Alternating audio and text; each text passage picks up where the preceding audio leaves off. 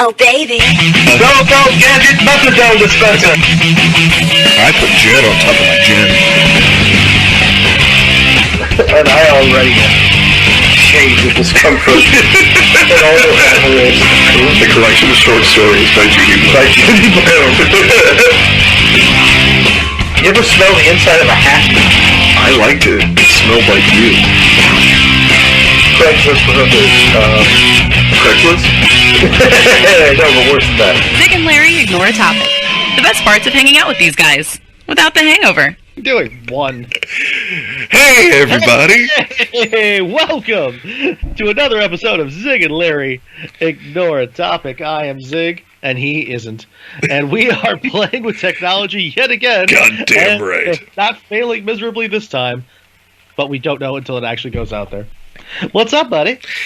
Oh, I did a little get together yesterday, small one with some folks that have been in our bubble down here, and cool. My buddy Tim Schweska and his wife Topaz always do a big open house for St. Patrick's Day, because they are. Tim's grandparents always did it. He just kept up the tradition. And so the traditional Gaelic names of Schweska and Topaz. Yes. I mean, just nothing but just Dublin when I hear those. Right. But I'm Topaz Schweska, the leprechaun. Sure, darling, absolutely. God damn it. So we went over there, and usually it's a big get-together. This was, this year, they put together some food. We were all outside, and like a third of the people that are usually there, it was a very limited invite. And Tim has which just not for any bad reason, just was like, you know what? I had a good run with alcohol. I'm done. And when I walked in, he goes, see this table? I said, yeah. He goes, you start here and just work your way down. I need help getting this out of my house. And I was like, ooh. Just hooch? Just like you up bunch of bottles and shit? Nice, all right.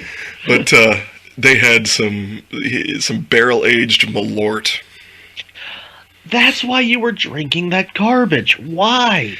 We have nothing to prove. It's bad. It's just bad. It was really more to torture my buddy Chris when he showed up. Because he walked in, and Tim's like, grab yourself a drink, and I just grabbed that bottle of Malort, and then I said, let's do it. And he looked at me, and he's like, damn you. And so, yeah, we put a little Malort down our gullets. What I love is Malort is the same noise you make when you drink it. That's what happens the next morning, too, on your asshole. Oh, God. That wasn't diarrhea, nor was it a turd. It was more of a, like what happens when the soft serve machine breaks enough that you can't use it. Yeah. Not exactly broken, but it's like, oh, I don't know if we can serve this. Yikes. It looks weird. It just looks weird. Like it came out of a, like the nozzle was too big. Like it just came out weird. A glop glop drip, glop glop drip. Glop glop drip. With the first and rejected Alka-Seltzer commercial. Plop plop fizz, no glop glop drip. No, one thank sounds you. A lot more like gonorrhea than the other.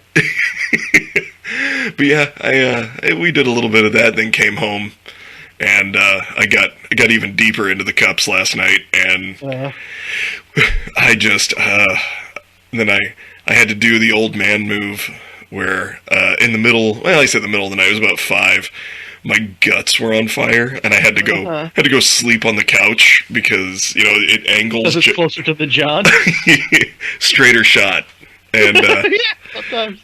Yeah, so I slept on the couch last night, and was that 100% you're doing, or was even a small percent of it Nick going, it's time to go, sweet pea, go in there? 100% my doing, but I also. I didn't want to be an asshole laying there sounding like Orson Welles at a commercial shoot. We are never going to get rid of that Orson Welles joke. It's too good. No, I love it. I literally woke up at 5 with a, oh, God. And I was like, yeah, you got to get out of this bed. In the instance that we have to go take a leak, which is going to happen, our commercial break has to be the remix that you found. With a guy playing guitar and bass accompanying himself to that, but he's straight-faced the entire time. Yeah. I love that dude, whoever he is. Good for him.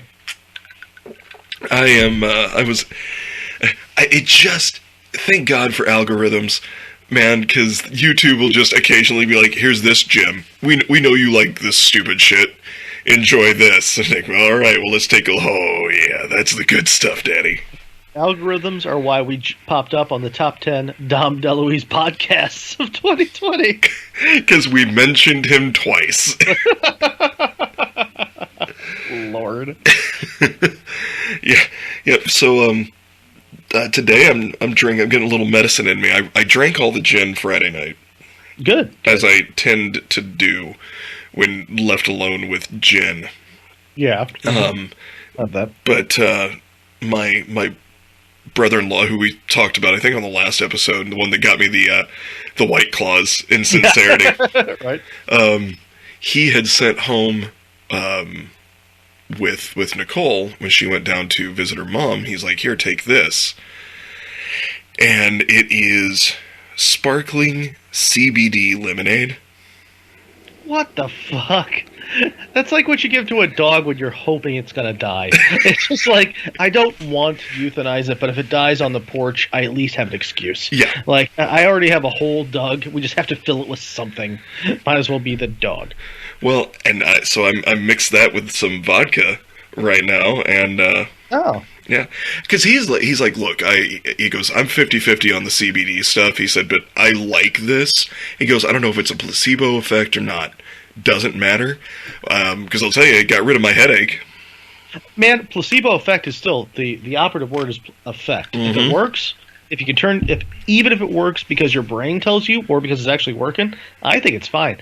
We get like this, like, it looks like a 1990s roll-on deodorant, but it's CBD oil for Angie's grandma, who's really pushing 90, really hardcore. But for her shoulders and her knees, she loves that stuff. Yeah. And it smells nice. She's like, I roll it on myself all the time. She's also almost 90, and she drinks Bacardi and 7-Up like it's going out of style. She's like, what do you have for breakfast? All the rum. Good job, Grandma.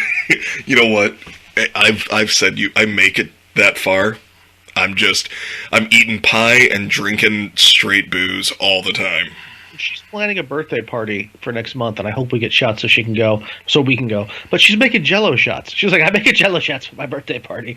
My first time ever meeting her was at her 85th birthday party, and we had a great time. Yeah. She rented out a lodge. She was the last one to leave. We poured her in the car. She called the cops on herself on accident because she fucked up her own ADT. Like, she didn't remember her code, and she screwed up enough that the police showed up. And a very, very nice, fully armed sheriff with a fucking, like, bulletproof vest. Hi, guys. And he's like, yeah, the family's here. I'm pretty sure it's okay. It's like, ma'am, do you live here? Do you not think an 85-year-old Puerto Rican woman lives here? There's Jesus Christ all over the walls, and the couch is covered in plastic. Ma'am, can you show me something that says that you live here? It's like, you want my ID?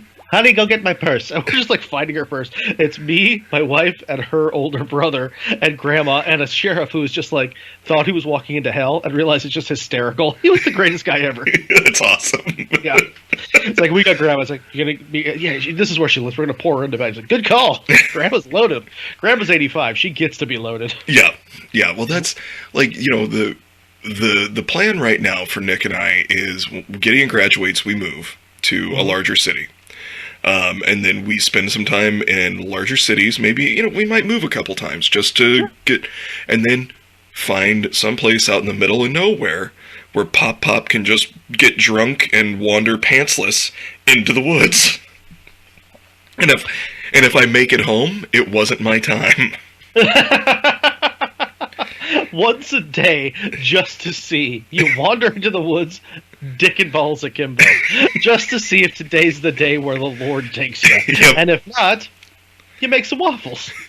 Well, that's what I've told Nicole. I was like, if I hit that point where I'm like, I'm probably going to die soon, I'm walking in the woods with a sharp stick and a bottle of whiskey and like a stake tied around my neck, just going, fucking bring it, you fuzzy bastards. And whatever gets me, but you'll know, because I'm going to take an eyeball or an ear or something. But if I come back dragging it behind me and that stick's broken, I'm going to be pissed. One, it's going to be a good stick that I've just broken. And two, he was supposed to be the one.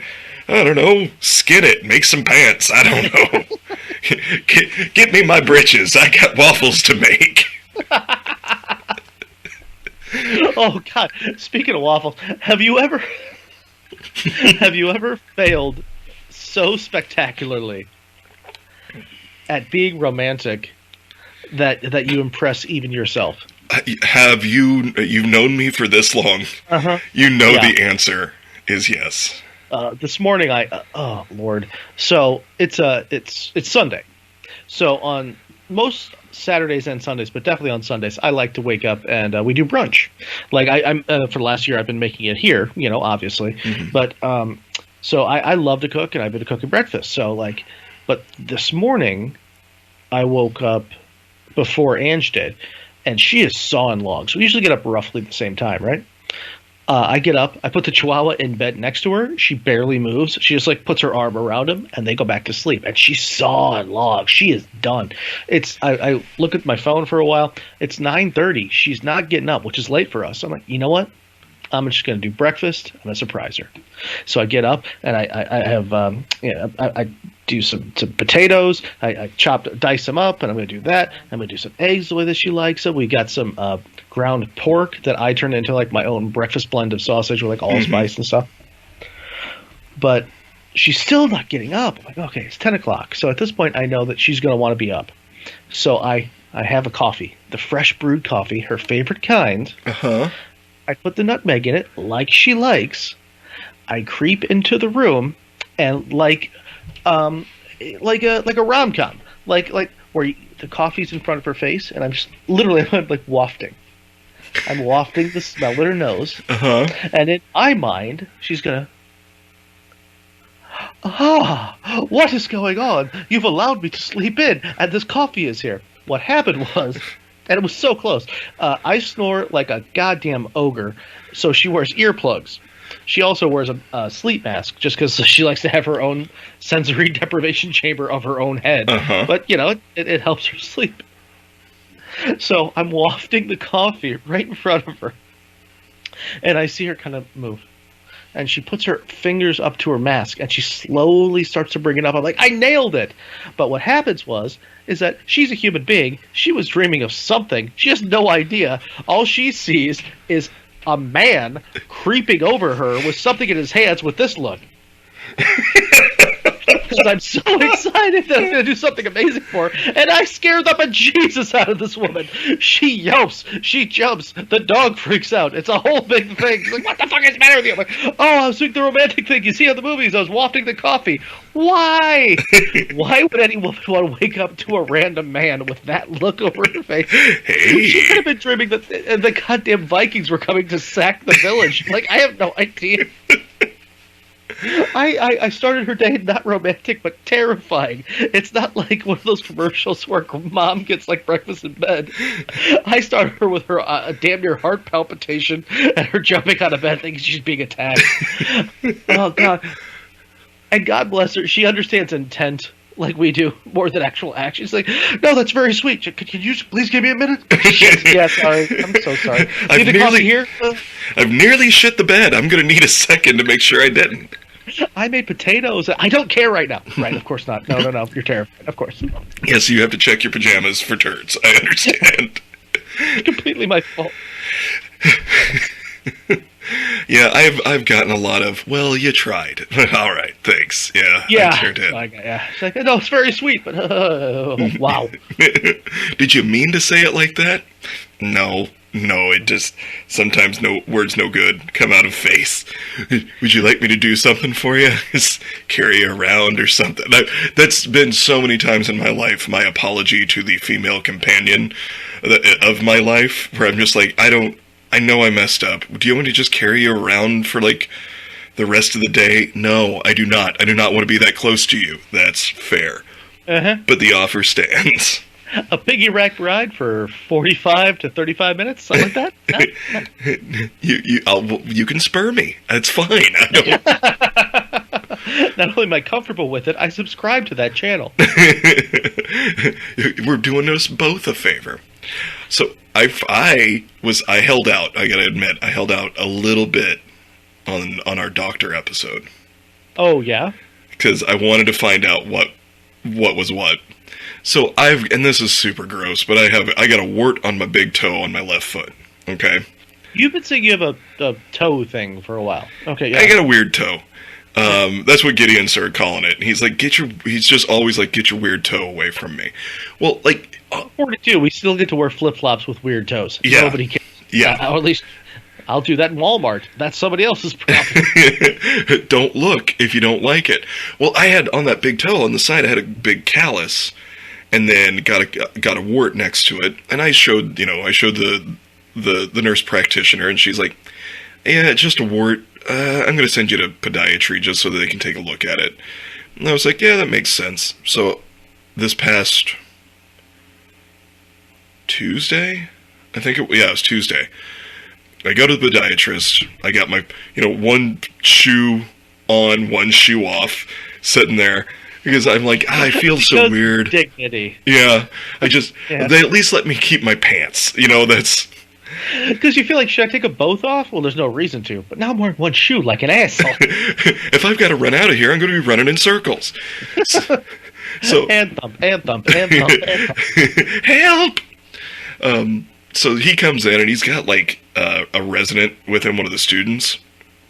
And the student's, like, taking notes on the computer and such.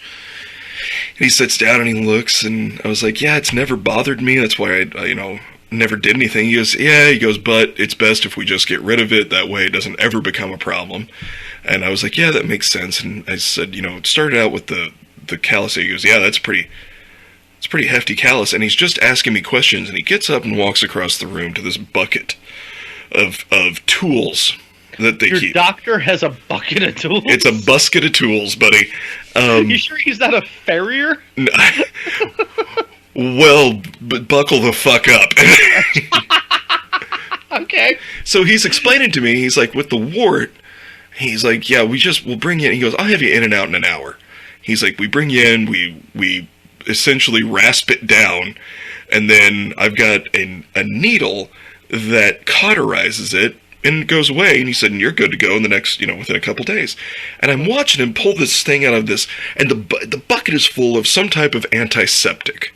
Because I see him pick it up. Like a Barbasol when you go for a trim? Yes, it looked... I'm surprised it wasn't blue. But yeah, it was just like some type of disinfectant. And he sits at and he's telling me all about the procedure. I was like, okay. And I see they're like the little snips, the little pointy snips that have the two handles. Uh-huh. And he sits down, and I think he's just going to poke around a little bit, check sensation and such. And he didn't tell you the plan? He said, he looks at me and goes, you much of a bleeder? And I was like, not really. He's like, good. And he just grabs my toe and in two snips takes that callus off the side. And he goes, well, at least we got that part done. He said, so the nurse will come in and we'll get you scheduled for your wart removal. And he goes, honestly, I could tell you get some stuff over the counter. He said, but that's going to take you weeks. Because he said this, in and out in an hour. He's like, anyway, I'll have a good day.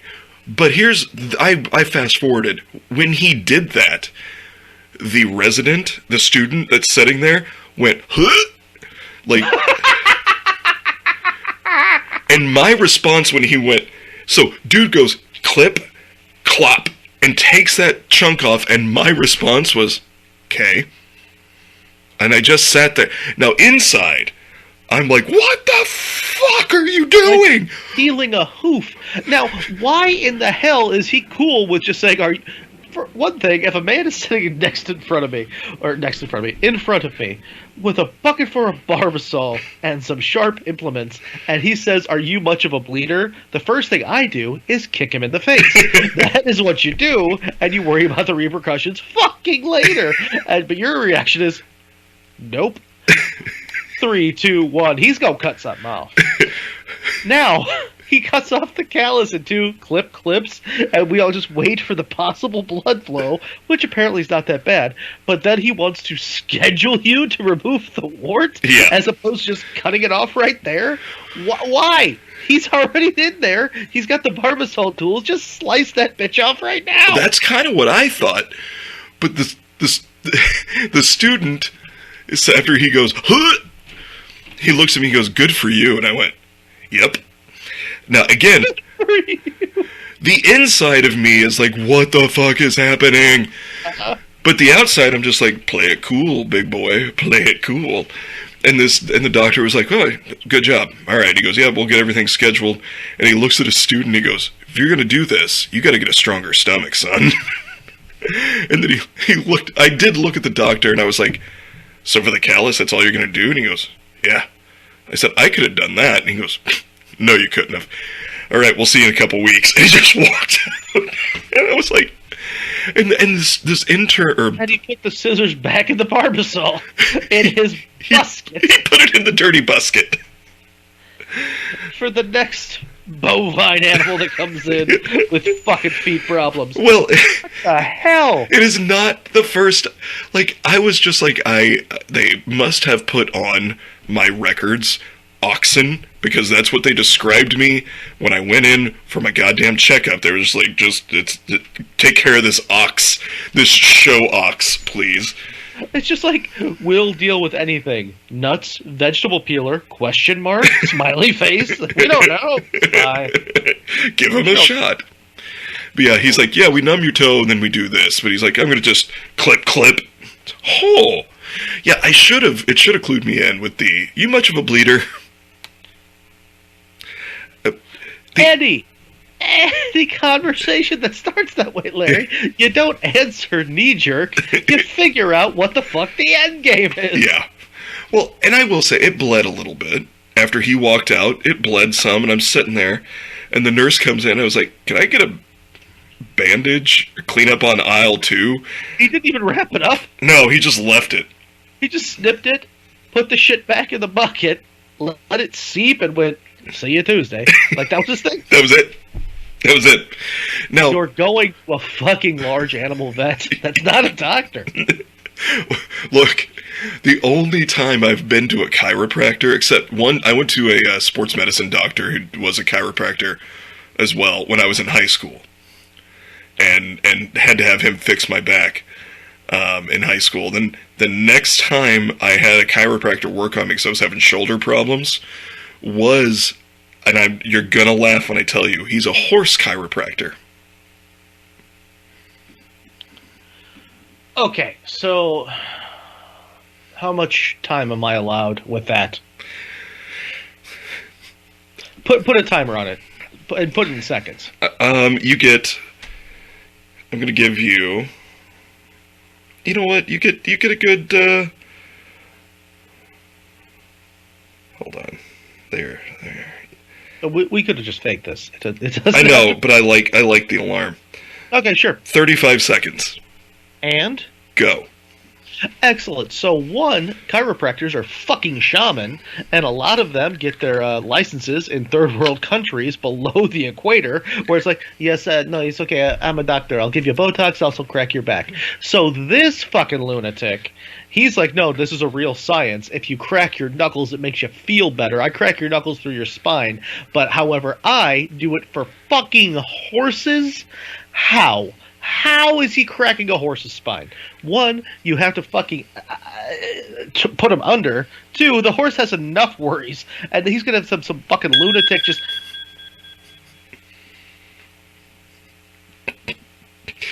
I'm respecting the 35. That was a fun game. I feel like we should keep that segment. Really? So you went to a fucking horse chiropractor? No, he came to the farm. Oh, he came to you, of course, because when you're that fucking much of a lunatic, you make house calls. Well, I mean, we got a barn full of horses, so, and we had older horses. My dad was like, sure, let's give it a shot. And this dude had a stepladder, and he would get up. The horse was awake? Yeah. So he's just giving a horse a massage. No, you hear the crack. Like, he's up there, and he presses down, and you hear this horse go, and it's only on the older horses or some of them that had been, like, that are working horses. And you can see them actually have relief. I thought it was hokum. But when I saw that this horse felt better, I was like, yeah, because he would also then work on whoever needed it. And my dad was like, his shoulder hurts, fix him. He's like, he can't do work unless he's got it. His shoulder feels better. I guess the theory is still sound, but Jesus Christ, man, what the balls? My shoulders felt great ever since. Some people, it's fine. Some people, we talk about placebo effect. Some people swear by crystals. Also horseshit, but if it makes you feel better in your brain, The brain has amazing power. So if you feel your fucking knuckles crack in your spine and your brain, hey, that made me feel better. Fine, whatever gets you through the day. Yeah. I also am a huge curmudgeon. I won't get a massage because I just don't get it. I've never felt like I don't. It's weird to me. I don't know. See, Nicole has done several massages. She enjoys it. She thinks it's great. I have never been comfortable because anytime someone touches my back, I tense up against it because I'm like, no, I don't want a stranger touching me. We'll do that to you. Yeah. We're just about there. I kind of want to get to our thing, if that's all right. Yeah, let's get to the thing. Well, so last night, so this is kind of where we're going today. I'm wearing my Punisher skull cap here. Because I desperately tried to get through the Snyder Cut of HBO Max's Justice League. Uh-huh. I got real close. The problem is it's 4 hours, and I did not book 4 hours of sobriety to go through it. So I watched an hour while drinking way too much whiskey, and then got distracted because, I don't know, something was shiny or the window was open. I'm not certain. And then I was like, oh, okay. So I got through 2 hours and then realized that it's my turn to make dinner. So I'm like, oh, I got to make dinner. Well, it's always my turn to make dinner. But I'm like making dinner and everything. That came out shitty. I love to cook and she just doesn't. We have – it's not on her. Mm-hmm. She's amazing. I just like to cook. She doesn't like to cook. That's all. But I just want to make sure that's very clear. Let me repeat. I would like to reiterate. In 7 hours, I watched probably 3 hours of this movie in varying forms of sobriety. I did enjoy it. Mm-hmm. I want to give it another shot, but I just didn't have it in me. But what really struck me was the fact that, especially in the Snyder Cut, he is just working his ass off to make Aquaman fucking do something. And I think that in the Aquaman movie, they're really, really trying to make him a cool superhero. But he just isn't. He's just not. I mean, and don't get me wrong, Jason Momoa is fucking killer, especially in that role. Yeah. And if they would have cast him as like a frat boy with like a Roman, like blonde cut and a skin tight orange shirt, I would be like, you screwed it up. He's going to go talk to some fish. Momoa is crushing it the way that he does it. He's like trying to make him dark and cool. And everybody's trying so hard. I think they did a great job with Wonder Woman, but it doesn't matter. So it got me thinking, there has to have been some just straight up failures when it comes to superheroes, where somebody had an idea and they were like, I think this is going to be great. And they put it down on, usually in a comic, and everybody went, what the hell were you thinking? So, in that vein, my friend, we have, and again, that was Justice League, so that was DC. But I went down a little bit of clickhole, and on fandomwire.com, according to them, the 10 most useless Marvel superheroes of all time. These guys made it to comics, they made it to ink, yeah? Give me just 1 second. I need to step across the room because I've got something for you, too. Oh, okay. I called pause. No. Just 2 seconds to jump across the room here. Okay. We'll call it supplemental resources for this subject. Okay. Ooh, now I'm intrigued. Look at you scampering. Hey, we're both wearing shorts. Oh, am I just doing something that you already know 100% about? I had to get the tomes. Regrettable Superheroes. Oh my god. And Regrettable Supervillains. Oh shit, okay. So I'm not going to surprise you with any of this. This was all stuff that You've got more resources than I do. Maybe I should just let you go through, because yours might be better than mine. No. I want you to start, and then we'll just do a few, random draws. I've got 10 from this website, but you've got 2 books. Okay, so I'm going to do a couple then, because there's a few of these I wanted to skip through. But if you've got some that you want to grab, go for it. Shit, that's amazing. There's whole books. I thought it was cool. All right, never mind. So these are all Marvel. So most useless superheroes. So do you know Razorback? I don't. Okay. So I don't believe we never talked superheroes more. The fact that we're both such huge dorks. I know. So Razorback, he's just built like a brick shithouse. It's all green, and he's got orange boots, orange gloves, and no package, but everything's skin tight. So there's something going on there. But he's got this huge cowl, which is just looks like a boar, but it's covering his eyes. His real name is Buford. Of course it is. He became Razorback. His powers include his mutant ability, which is to drive anything. He's just a hilljack. He can drive anything, but for reasons unknown, he's got a big pig head on his fucking thing. His headpiece is electrified, but when wearing an oversized furry helmet that limits mobility and peripheral vision, it's not so advantageous. He just his mutant abilities. He can drive anything, but it doesn't matter what he drives. He just calls it Big Pig. He used to be a big rig driver. He's like, hey, what's that? A Kia? I can drive that. What's that? A tractor?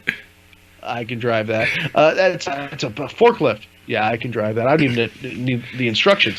What do you got there? Vacuum cleaner. I can drive that. I can drive that fucking vacuum cleaner. What is that? A Zamboni with a Porsche engine? I can drive it. I can drive that. That's his whole fucking deal, is that he can drive that. That's it. But why is he Razorback? What does that have to do with anything? He does call the Kia that he just instinctively knows how to drive Big Pig. The Kia. So we're going to jump around. I wasn't going to go here immediately, but since you have this 2 big books, you might have more to pull from for my own shit than I do. I'm very excited about this one. The Phone Ranger. Please. No, guess. Please guess what the Phone Ranger does, or... The Phone Ranger. Uh-huh, yeah. Can't... Oh, look, I'm the wild guess. He can jump through phone lines to get to places? That would be better. That would be better. So I'm looking at this is, I think, the 50s. I'm not sure, but so his costume is an old rotary phone. His head is where the rotary would be, and he's just got a cowl on where the receiver is just behind his head. For reasons. Because his mom made it. I don't know. She's really good with foam. I'm not certain. His secret identity is the Phone Ranger. His real name, A.G. Bell. The Phone Ranger. We're phoning this in for the Phone Ranger. What's he called? A.G. Bell. He's the Phone Ranger. So here's the thing. His backstory is... Damn it, Dave. He's a telephone repairman. Of course. With a sense of social duty. His heart is in the right place. He has a unique... after helping a customer with a broken phone... Because... This is back when you have somebody come over and fix your phone. Yeah, everyone got one, and you had to call Myrtle to get to anybody. No, you told Myrtle to bring A.G. Bell over to your house, and he's got a tool belt, and he's going to fix you up. So he discovered that the phone that the customer was having trouble with housed a distress signal from an alien race. He then used the alien technology to create a suit that gave him his abilities. While wearing the suit, Bell was able to connect with any telecommunications device in existence, enabling him to be the first responder to 911 calls. Okay, so that's fine. So somehow he can instinctively know when somebody's calling 911 he needs help. But the problem is, that's where his powers stop. He knows when somebody's in trouble, and he can get there in a stupid outfit, but then just get his ass kicked. He just calls the cops. No, Instead of just letting the cops show up, he's like, I better get the authorities on the phone. This looks like an armed bank robbery. But he shows up in a stupid fucking outfit and says, "You there, stop that. The police are on their way. The armed people with sticks and clubs and guns and radios to call more people who are similarly armed. But I'm the phone ranger. I'm here first. What are you going to do? Rape me in the alley? Obviously." Apparently, he was so lame they just in the comic themselves they killed him in the line of duty. He's like, "Yeah, that was a bad call. Let's just kill him off. Yeah, it's fine." Yeah, no one cares. No one was writing letters be like, "Can't believe you killed off the Phone Ranger." So it was like, there's a comic book called The Phone Ranger. There was. It didn't go great. Why? Because laudanum was a thing still in the 50s, and people turned a blind eye a lot more than they do in 2021. So, the Phone Ranger? It's somebody's nephew. Just let it go. He's been huffing paint again. How about... oh, God. Okay. This is a hero, although it sounds like a really bad DC villain. Okay. God, his real name. J. Pennington Pennypacker. He touches kids, doesn't he? Probably. Yeah. He's a kid toucher. That's a whole different fan fiction thing for a real subset of fucking lunatics. No, his superhero name is the Almighty Dollar. In his real life, he's a CPA by day and a costume superhero by night. Somebody's just desperate to make their very successful Jewish uncle look cool. So, it's he's a very successful CPA. His fucking superpower is that he shoots pennies out of his wrist. It's not like a web slinger like Spider-Man. He could just manifest copper pennies. Yeet. Instead of a beam, just shoots 50 cents a second, right at your head. Now, depending on how fast it comes out, yeah, sure, yeah, you can do some damage, but that's a very specific, weird. Let's see, he's a Jewish CPA by day, and at night he throws pennies at you at supersonic speeds. His tagline is that he throws money at my problems.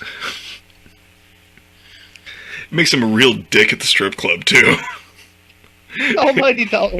You want a tip? Ping, ping, ping, ping, ping, ping, ping, ping.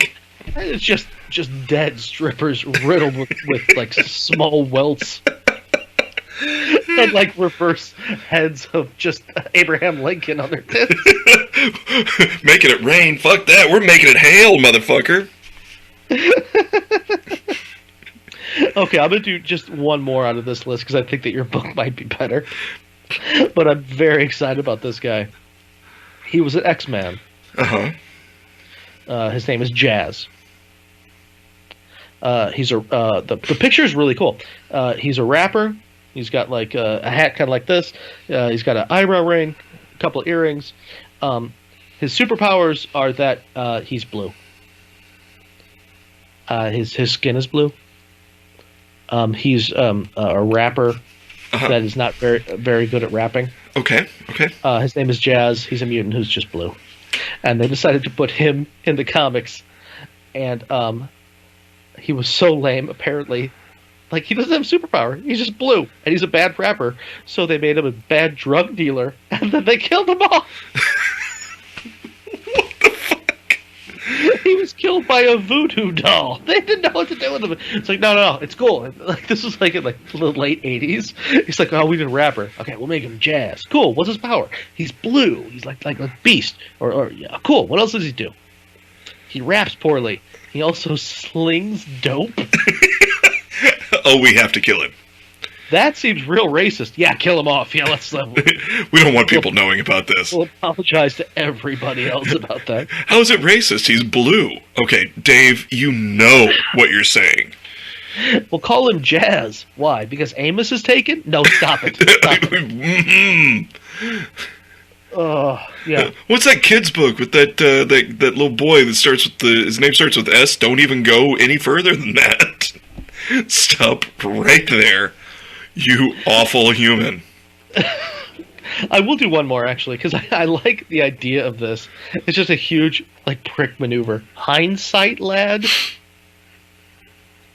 Hindsight Lad kind of looks like if you shave Jack Black and make him 22 years old, put goggles on him, right? And a leather helmet. Which I think is interesting is that he's got like rear view mirrors on his helmet, but they are positioned behind where his eyes could ever be.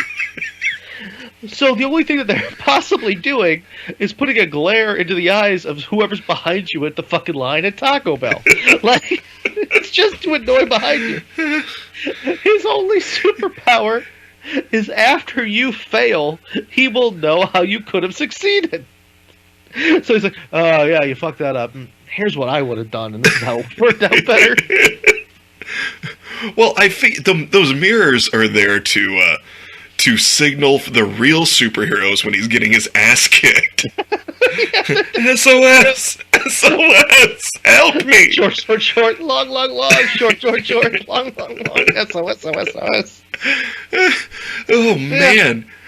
God, tell me they killed that guy off, because what an insufferable prick. I don't know. Let's see.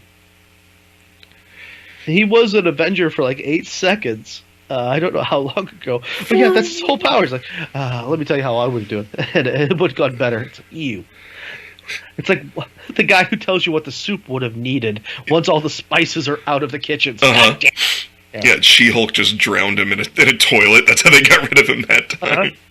Well, that's what I got, man. But you've got a couple of books. You want to like just do a couple of random villains, maybe? Yeah, let's do some random villains. So what is this book called? I kind of want this book. The Legion of Regrettable Supervillains.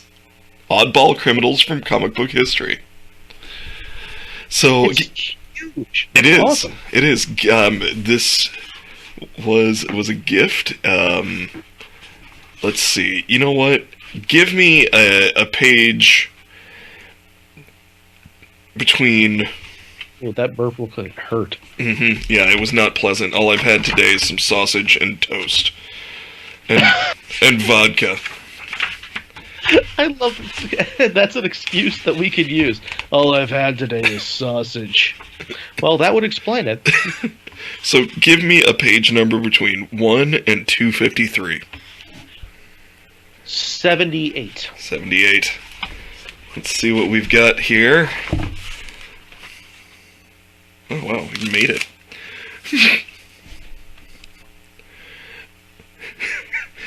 The name alone. Mm-hmm. The Jingler. Oh! It kind of seems like the least successful person at Mardi Gras. It's just... Poetry and death. What a rare combination. Poetry and death? Yes, his arch nemesis, the superheroes that he had to fight, the Wizard and Roy the Superboy. Awesome. So all of this happened in Omaha. Like, that's just like what's going on between supervillains in Nebraska. The Jingler, also known as the Jingler of Death, begins his career not as a vile poet, but merely a pretty bad one. Edward Fearing, a, quote, poverty-stricken poet, redundancy alert, unsuccessfully peddles his rhymes around town, only to have the door repeatedly slammed in his face. Yeah, because he's a door-to-door poet? Yes. Are you a Jehovah's Witness? No. Here's a limerick. You're going to get your ass kicked.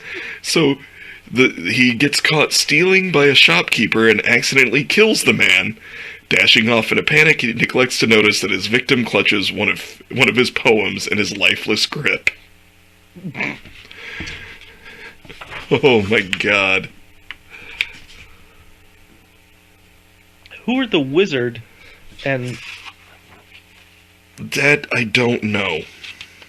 Okay, well, there's a reason why all these... Yeah, that's what happens in Bloomington, North Dakota.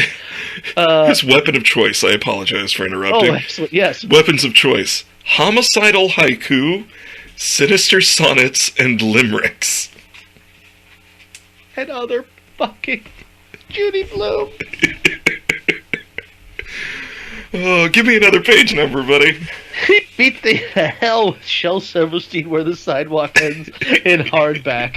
He just beat you to fucking piss with it. Let's see. What is the high end? 250 something. Let's go.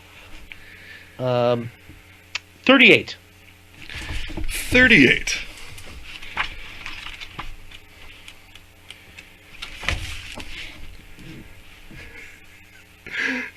This is the worst name ever. Colossus AD 2640.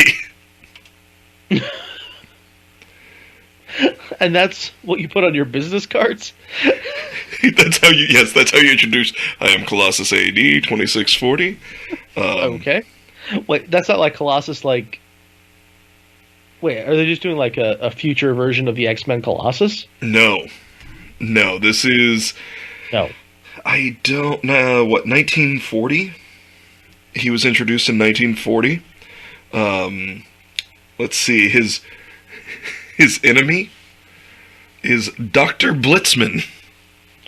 None of these people or villains actually exist. The valiant Dr. Blitzman. He also does Botox. He was the first dentist to actually do Botox. It's legal. It's Dr. Blitzman. Don't worry about it unless Colossus AD shows up. Holy Christ. Don't worry about it. I'll get it with my goddamn sucker. I'll get him a scaling and I put it down a little bit. Is there a giant alien tormenting your city? Or perhaps a cavity tormenting your mouth? Either way, Dr. Blitzman. One-stop shopping here at Dr. Blitzman's Giant Alien and Cavity Emporium. It's just a small man with dark hair, huge glasses that are bifocals, wearing like a lab coat that has a cape attached. He says, "I'm Dr. Blitzman. I'm a very effective dentist / superhero." Don't be fooled by my glasses. You know how Popeye has his spinach? I do that with matzah and little schmaltz. It's the same thing. It's the same thing. Let's see. Oh, yeah, what does this guy do, though? Colossus AD 26 some bullshit? Yes.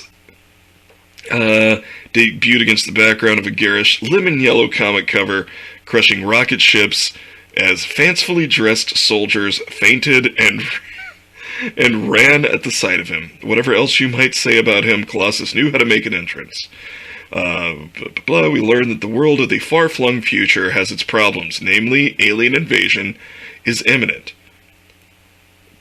Plant aliens, declares one witness, his eye pressed to a gigantic, brightly colored telescope, invading the solar system again after 60 years.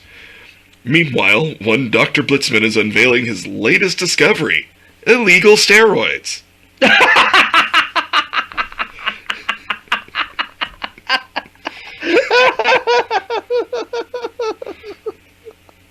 That makes total sense. I'm just picturing this dude injecting people with whatever the fuck he finds. Oh, just wait. Hold on. I got this one from Cabo San Lucas. Blitzman explains to strapping He-Man. Hold on. Blitzman is the horse chiropractor who will also just inject you with whatever he finds from his buddies in Ecuador. This'll cure what ails you. What ails me? I don't know, but this'll do it. Or it'll kill you. FedEx says you can't do drugs through the mail, but they don't really check.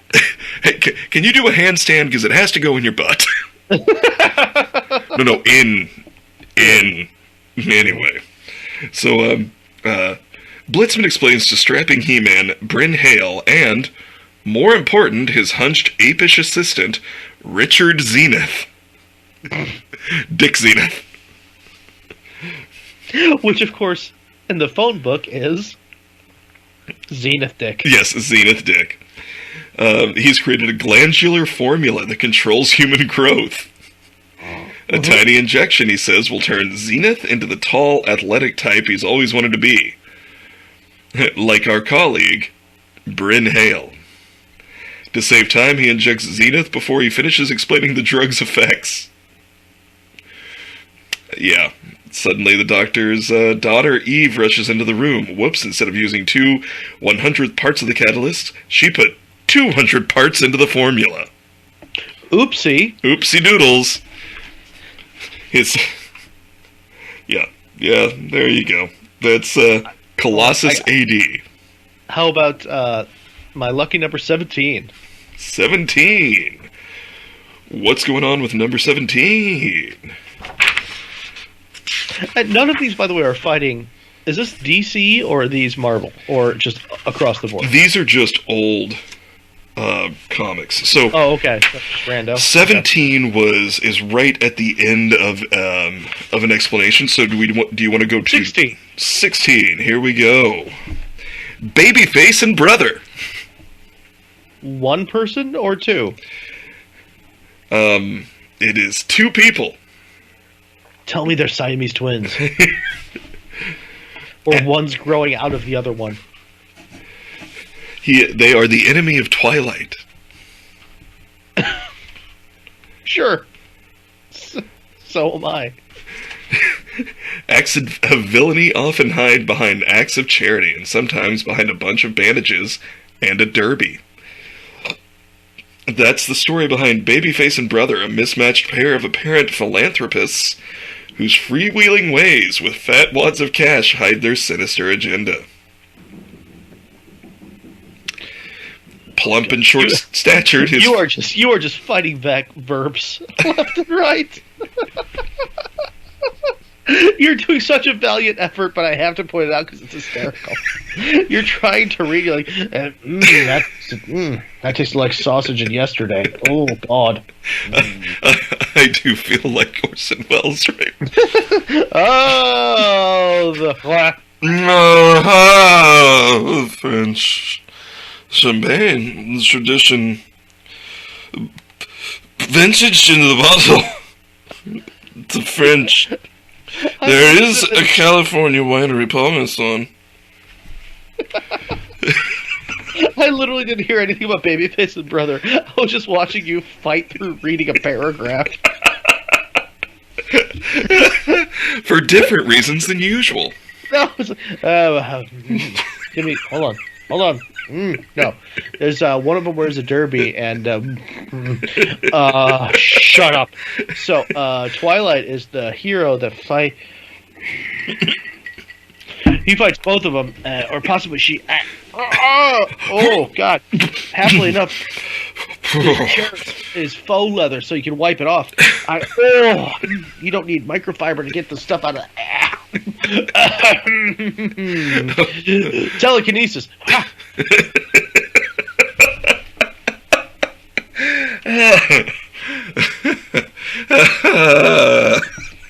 It's just. I don't care about these people anymore. Let's go to 89. Let's see how you do. God damn it. I love making you that red. I'm such a prick. I'm sorry. I love you to death. Mother Goose. That sounded like you were attacking me. It's my new swear word when I don't want to swear. Mother Goose. Somebody named a villain Mother Goose. It's like, I don't know, phone it in. I don't care. Her enemy is the Hangman. Sure. Mine too. Debuted in 1942 from Pep Comics. So that tells you right there, they were ripping a ton of coke while they were creating characters. What do we want to call it? Pep Comics. Her name is Mother Goose. Why? Because she looks like my grandmother who hit me in the face with a goddamn pencil. And I can't wait for the hangman to get a hold of her. I'm just assuming that the hangman just uses his dick to choke people out. That's what you should. Yeah. I don't think you're right, but I think we're rewriting this correctly. Mother Goose, a frightening fairy tale inspired killer who makes short work of 3 brothers in a single night. I bet she did. Come on. Come mean, on. yeah. Yeah. It was there. So, yeah. That's right. Pluck it. That rose was ready to be picked. Yeah. That fruit was right there. Look at that. It's a dick joke? Yes, it's a corsage. There you go. Oh, well, thank you. A naughty joke. It's ready to roll. Yeah. Like when fucking goldfish at the fair. Yep. She is just lame. Mother Goose is the knife-wielding leader of a gang of weird villains, which include an egg-headed Humpty Dumpty, a topcoat-bedecked Jack Sprat, and a hissing goose.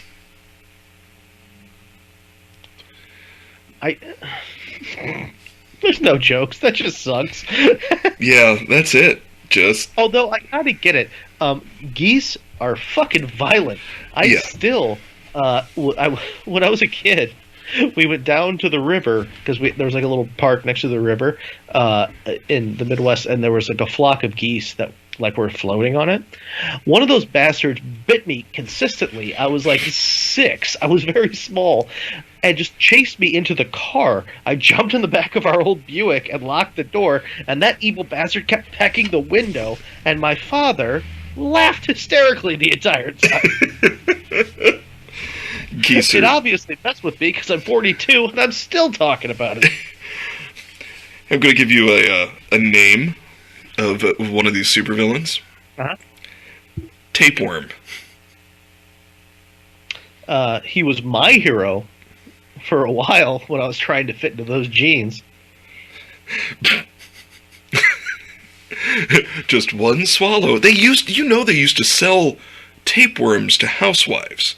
So that they all you have to do is eat pork that's a little off, and you will lose weight. Yeah, you sure will. Not on purpose. So what about tapeworm? Oh, it just let's go back. I was like, fuck it, we moved on. Capable of stretching to incredible lengths, with much of his body replaced by worm-like appendages. Tapeworm would be one of the most unnerving supervillains in existence, even without considering that apparently he smells terrible.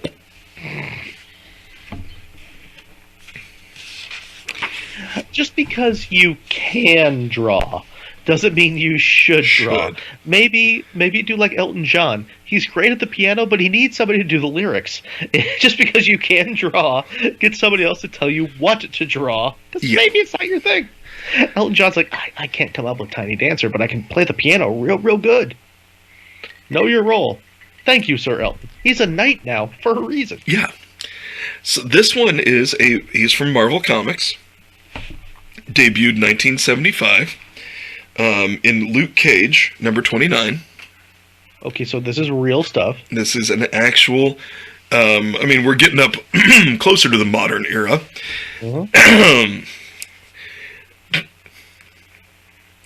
He is, according to the cover of this, he is the most frightful villain ever. I'm just going to read what they have written, but I feel like I should do it in like the Zoidberg voice, because it makes sense. Yeah, sure. I'll respect your artistic vision, sure. Zoidberg is big now. You gotta get into it.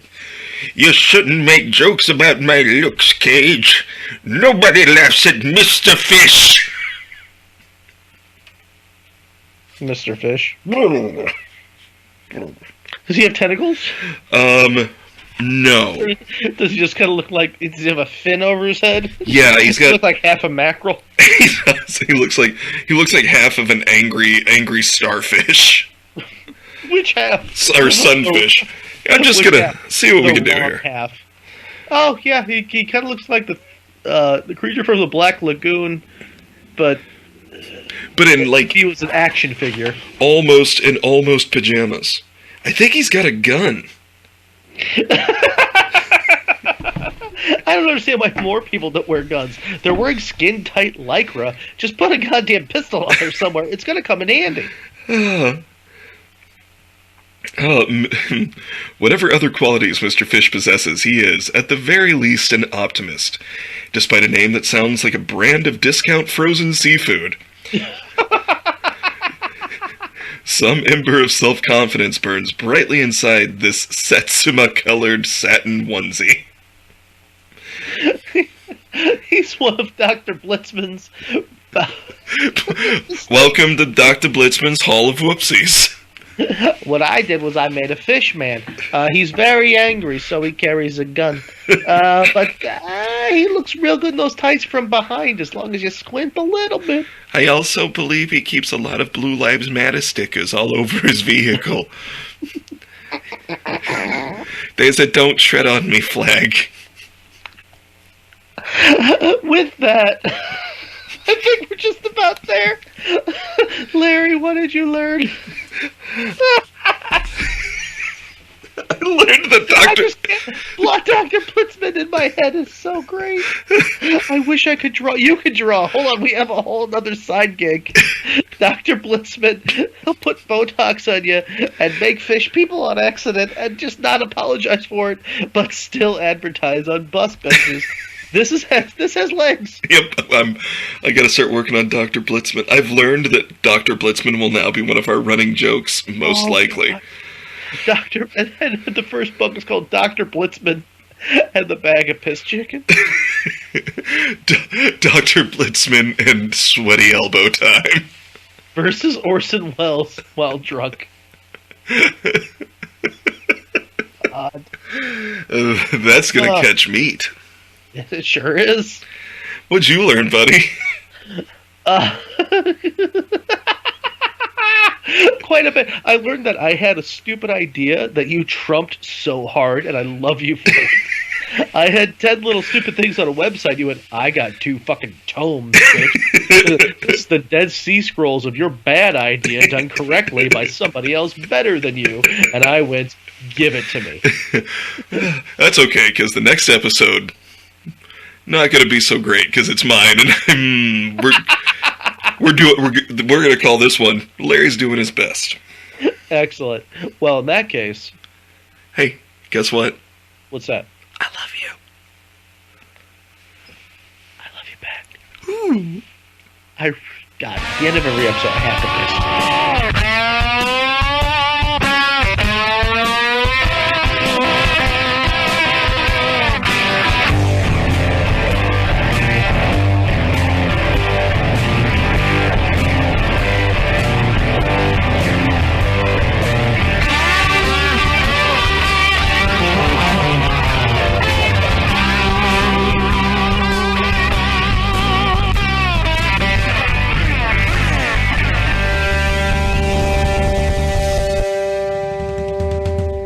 Parts about hanging out with these guys. God damn it, son of a bitch, motherfuck.